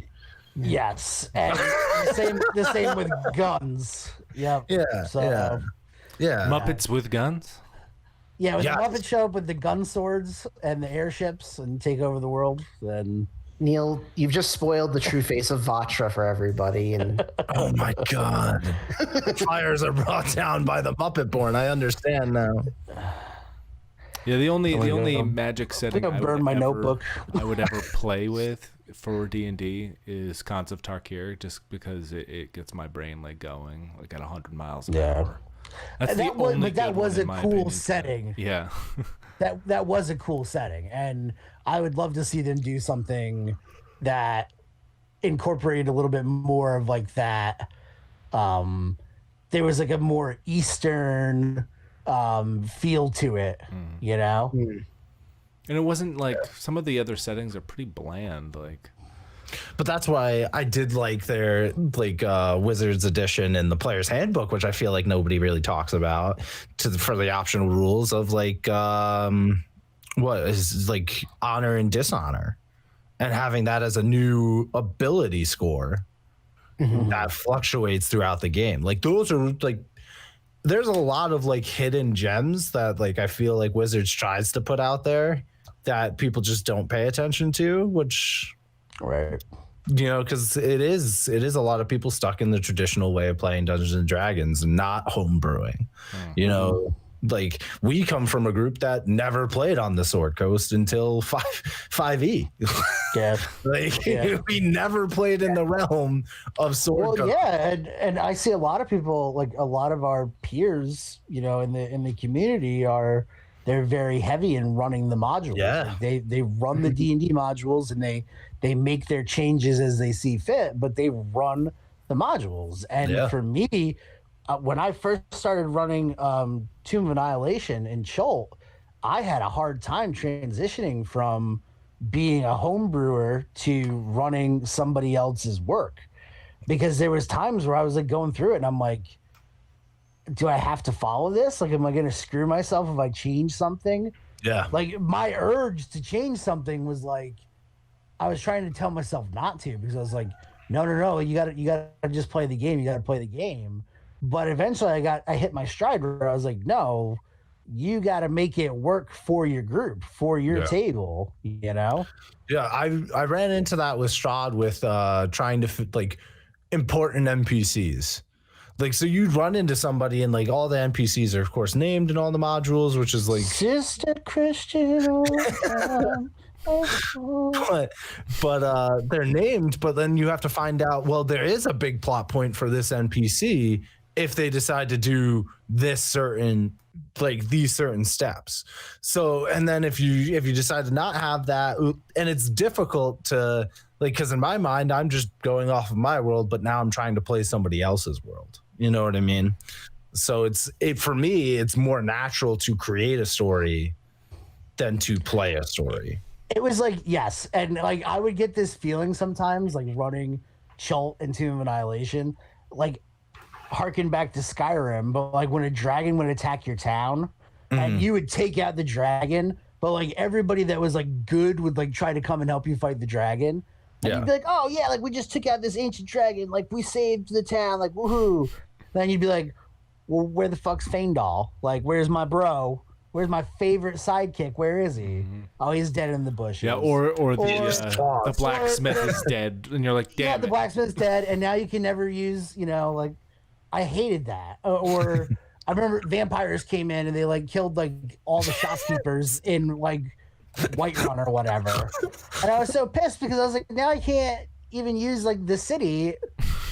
You know, and that's like sometimes how it is, like playing these pre-mades for me, because I'm like, I just basically killed my blacksmith and I didn't think about it. Yeah, I didn't know that was a thing. But I think it is pretty cool because now you just have to deal with the character's repercussions instead of trying to like, as that overlord, trying to like, hey, are you sure you want to go down this lane? You don't really know what the repercussions are, so you're like, all right, my party went down this lane and now there's no goddamn blacksmith. And that's the thing, is that like, I guess like for like my process too is like I'm like so open to like where people come in with their ideas and like their stories, and I'm so ready to like grab onto their plot threads and work it into my story. Like I love doing that, and I kind of get the anxiety more towards the end of things where I'm like, well, how is this all going to wrap up? How am I going to wrap up all these ends that I have now? You know. Whereas inside the pre-mades, it's like they've already figured out how it's supposed to end. I think the problem more or less is how do you fit it to your people? Yeah. And that's what I had to do. Like we spent a lot of time, Frank was in that game. We spent a lot of time in the first city, like just doing nonsensical things that didn't pertain to the story of Tomb of Annihilation. And it was to get these people to work together as a team and give a shit about what was going on. Yeah. And I think like this book to kind of, for those who may think we are going on a tangent that does not relate to what we are talking about. Tangerines. But this book allows you to do certain aspects that like you should be doing, you know, that is considered, you know, homebrew-esque, but the Wizards can't create everything. They know they can't create everything. I think that's partially why they made everything into an open gaming license, to allow people to create things, because if they were trying to be like, nah, we got to create everything ourselves, boy, oh boy, would it be an interesting time for them. Well, but how intellectually poor of a community would that be if it was you can only take what they give you and you can't do anything of your own? Like, would we even be here having this conversation right now? Nope. Probably not, because I'd be like, this game sucks. It doesn't let you do anything. No, I mean, yeah, we would have gotten on to other we'd probably still be in fourth edition. Game.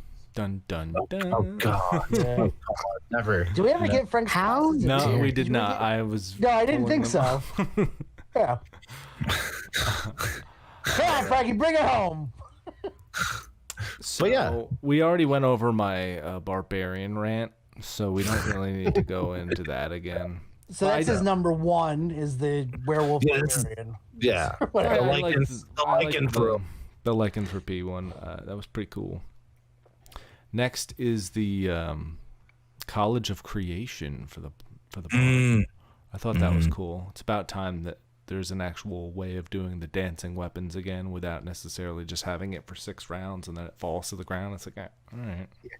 I thought you were going to say it's about time they give the bard some utility finally after all this time. After all these years. No, I just thought that was cool. Like I've always found dancing items to be a fun thing, and I just kind of think like the thing they did in 5th here, it's like the whole reason you would have the dancing item is so that you can fight side by side with it for longer than 6 rounds. So I thought that was a fun thing that they added in. I love me some druids,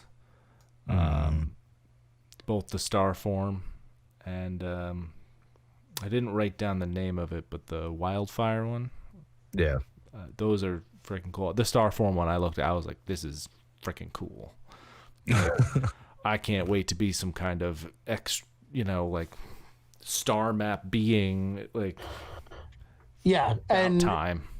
Yeah. I thought it was really cool too, because like, I've shared you guys like that patron I made, that Callus, who was like, she had like something to do with the stars, like she wove like dead souls into the stars. Yeah. And I just kind of thought that was like a super cool class.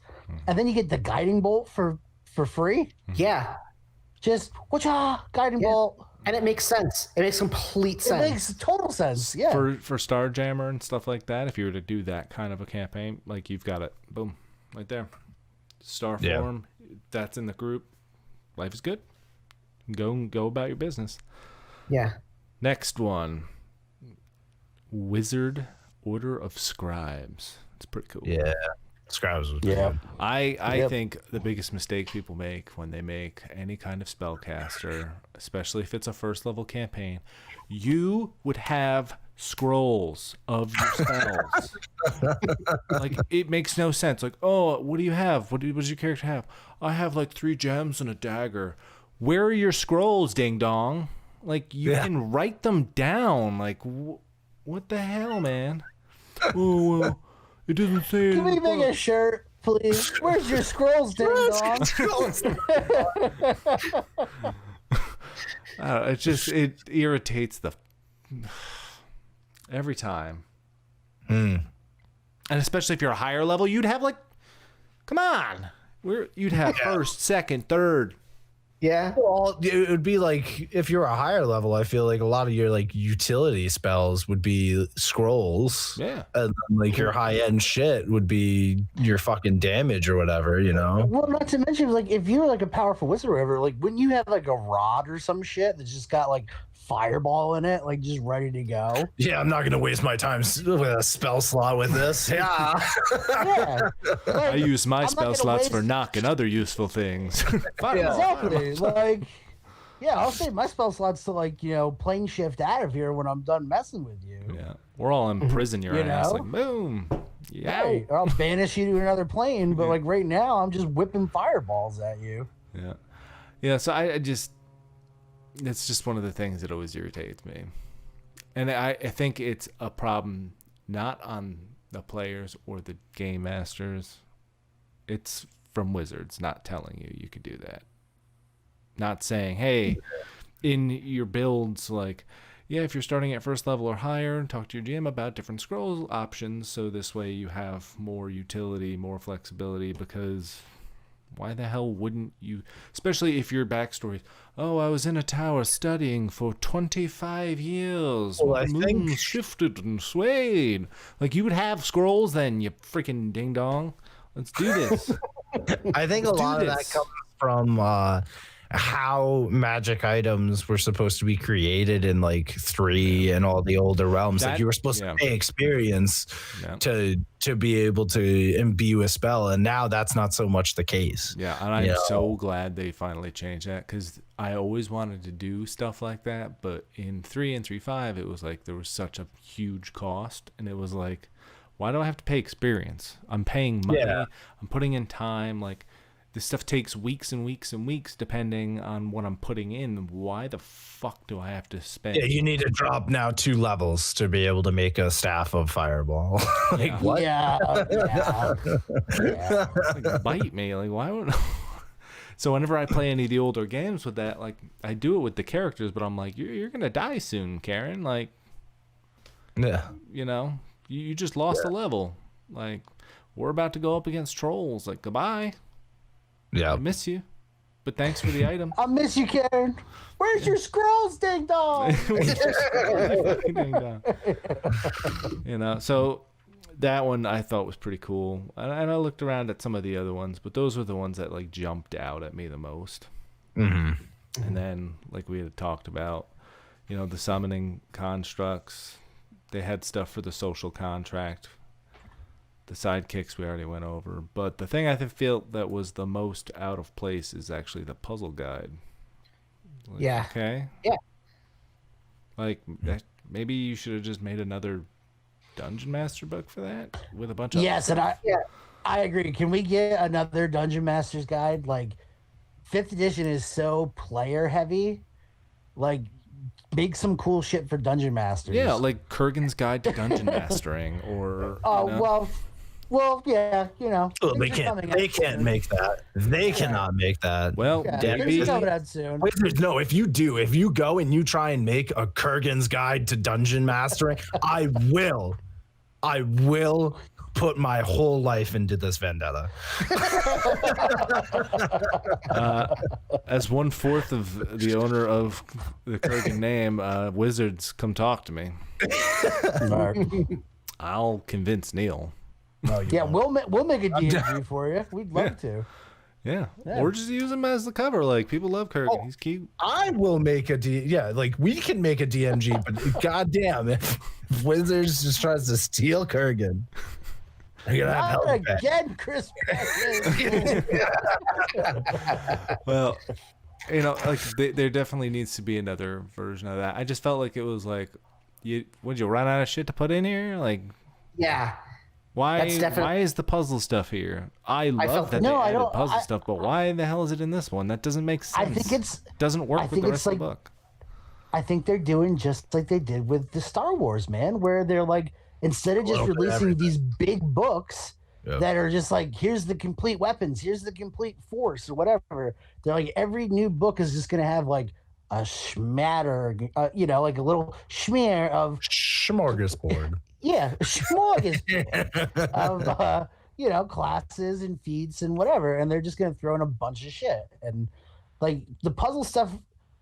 I don't know. Like, didn't we used to always have like there are some books that were for the players and there are some books for the guys that were running the game, and now like all these books are like they're just putting everything into one little tiny book.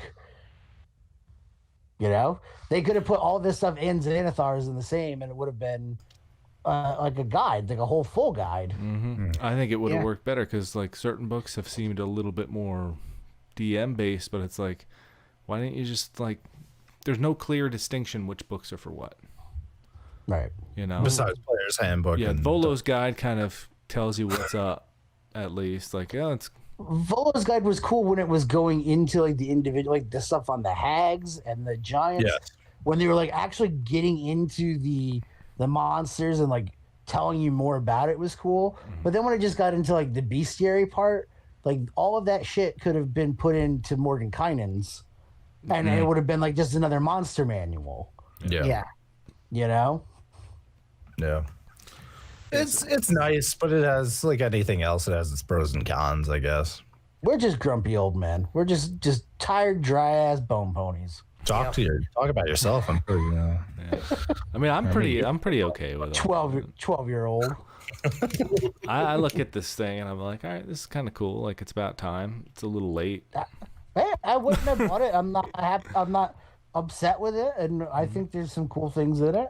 Yeah, You know, for sure. like I just said, is I was just kind of making the commentary that it's definitely for the new wave of Dungeons and Dragons players, and that's great because Wizards should be making an effort to incorporate this new wave of players and hopefully maintain these players, keep them. Yeah, Absolutely. I wish they would change some of the things about Magic because I'd go back to playing it. But pay to play sucks. So but that'll never change. That aspect of it will never change. Right. So you don't have to be good. You don't have to be creative. You just have to have the best cards. Yep. And that's why I was like, okay, well, that's not fun to me. Yeah. I'm still waiting on my Tarkir setting, motherfuckers. Like, get her done. I want it. We will work for you. Come on. Yeah. But I mean, who could stand against us, Wizards, with the armies of Mordor and Isengard joined? Are we the bad guys? Are we the baddies? We are the baddies. Yeah, we are. Yeah. One thing I did want to bring up. The homunculus on page 22. Sort of cool. Yeah. I'd like more options with that. Well, make your own options. Yeah, I feel like have to. Yeah, that was something that came out with the that was in Eberron as well. Yeah. Yeah, that one. I've always found constructs in the game cool. It's always just been something that, every time I see it, I'm like, yeah, let's make a construct. They're fun. I love how the sidekicks, the creations, like the homunculus, their HP is based off of your stats. Yeah. So that's how they leveled it. I think that was the smartest fucking thing. Smartest thing. Yeah, it makes it a lot easier for calculation purposes. Oh, yeah. So you don't have to like, I'm gonna do arithmetic. Some of the old stuff like, it's based off of 2 of your levels of fighter, 3 of your levels of netters, and then you roll 16 D37s minus and divided by. What did your great grandma think about this? Divided by pi. Like what? Which way's the wind blowing? If it's west, he's got 6 HP. Oh man. Yeah. Yeah, it is cool and interesting, the homunculus stuff and all the artificer stuff in general, and like you were saying, like you feel like there should be more to it. I feel like the artificer is they made it a new class in this book as a class for there to be stuff added onto it in the future. Like it doesn't feel as complete as the other classes that now currently have like 9 subclasses. And I feel like most of that was of on this. purpose, because that way in the future they can add more stuff to it, add more options for the homunculi, add more options for your armor and your guns and things like that. And this is just sort of a starting point for it. Well, you got to remember that the Artificer itself is the newest class. Right. In D&D. It is the newest class. And Eberron is not that old of a book. And most of the things like the Alchemist and the Artillerist and the Battle... Forger. I forget what the hell it's called. Battlesmith. Yeah. They were all in Eberron. So only really the Armorer is the new addition here. Right. Yeah, so I think it is. I agree with you. It doesn't have as much options as all of the others, but hopefully, hey, open gaming license. Yeah, people are going to start coming up with cool ideas, and Wizards has been a lot of the stuff that's been, passed around in Unearthed Arcana has ended up in the last several books. So. Yeah. Hopefully they put that in the SRD at some point, even if it's just the base. Like the base, version of it, so this way you can build around it. But whatever. Maybe not. Yeah, I doubt it. Yeah, I doubt it too. I'm not. I think it's gonna be. Yeah, it's one of those things that, like, I don't blame them if they don't put it in there. No. Yeah. That's maybe what they want to create. They're done creating for other, what's in the SRD, or at least focusing on it. They focused on it for years. Yeah. This is an easy way to be able to be like, yeah, we're gonna take a little bit of step away from that, but at least people can create stuff for it, and we're gonna follow this line down. Right.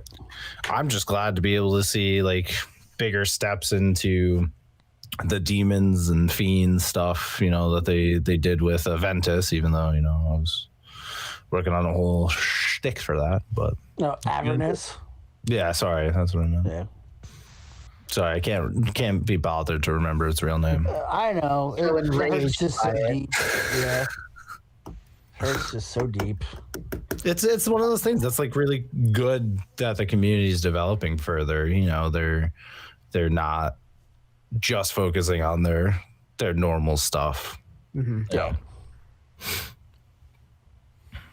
Well, I think it's time to wrap it up, boys. What do you think? Yeah, I think so. I think, it's days getting long and hours are getting short, and Bone Pony's got to head on back to the ranch and indeed get brushed down and watered, put away for the night. But walking away from this, I believe Tabletop Totality stamps the Psy Warrior winner of. That's the one thing we can all agree on. That was a pretty. Yeah, it was pretty cool. In general, it was really cool. So. And I hope, we're going to, our plan is we're going to be releasing a setting here in the coming months. We hope to have something published. And, part of the larger idea of that is going to have, our takes on things like psionics and maybe a class similar to the Artificer, but something of its own. Yeah. We started talking about the chemist as a class. Alchemy is the, supreme science. Something along those lines. Yeah. So just watch out for the crystals. Oh, yeah. They'll get you. Or the North Atlantic trout will, Yeah. One or the other. One of the two. Yeah. But yeah, I think that's probably a good one to wrap it up. We talked about a lot today, but there was a lot packed into this little book, and we as older players, kind of had our, we picked our good things and bad things out of it. That's one way to put it. Yeah. I mean, I just, like I said, I don't feel like I was the target, but I appreciate the book itself and who it's aimed for, and hopefully it just helps people keep playing the game and keep enjoying it, Yeah, absolutely. So that's I'm happy with it. Yeah, I think it's a good move. Yeah, same here. They knew what they were doing. This wasn't an accident. So I think it's if they're gonna keep the game alive, they need to have things changing. And this may not be the right move now, or people may need some time to like let it kind of sit in the back of their heads. Yeah. You know, Change impacts everybody differently. yeah. Yeah. Well, you know, and from this is going to come all new builds. You know, Yeah. there's going to be all sorts of new builds, and people are going to find like the new, you know, they're going to find the new combination that is that new hot thing, and that will probably dictate what the next releases will be. Mhm. Yeah, You know, for sure. Yeah. And hopefully the next book is something. for Dungeon Masters. Yeah. To handle all of this newfound wealth. Dungeon Masters, I have a secret for you. We're never giving you another book. Go fuck yourself. Yeah, suffer. We are now for the players. Yeah. Well, But, I'm Frank with Tabletop Totality. I'm Neil. Oh, damn. And Steve. Let's try that again. Well, this has been Tabletop Totality. I'm Frank. I'm Neil. I'm Steve. And I'm a person named Cody. We love you. Keep rolling dice.